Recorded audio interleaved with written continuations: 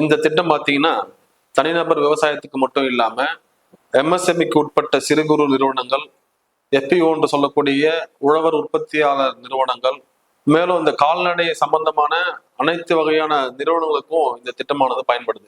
குறிப்பா விவசாயம் கடன் வாங்க பயப்படுறதுக்கே காரணம் பார்த்தீங்கன்னா வட்டி கட்ட முடியாம கஷ்டப்படுறதுனாலதான். ஆனா இந்த திட்டத்தின் அடிப்படையில வாங்குற கடனுக்கு மத்திய அரசே பெருமளவு அந்த வட்டியை விவசாயிகள் சார்பில் கட்டின்னு இருக்கு. வட்டி மானியம் மத்திய அரசாங்கம் பாத்தீங்கன்னா நீங்க வாங்கக்கூடிய கடனுக்கு 3% வட்டியை, அதாவது வட்டி மானியத்தை முதல் 8 ஆண்டுகளுக்கு நம்ம மத்திய அரசே பே பண்ணிடுறாங்க. கடன் உதவி பாத்தீங்கன்னா நீங்க கொடுக்கக்கூடிய ப்ராஜெக்ட் காஸ்ட்ல இருந்து 90% வங்கி கடனை உங்களுக்கு மத்திய அரசு கொடுக்குறாங்க.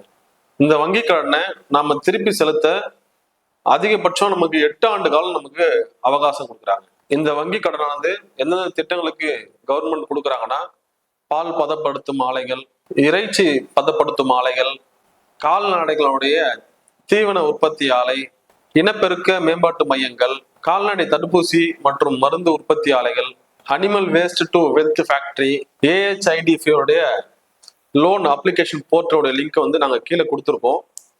யார் யாருக்கெல்லாம் வேணுமோ அந்த போர்ட்டல்ல போயிட்டு நீங்க அப்ளை பண்ணி பயனடைஞ்சுக்கோங்க.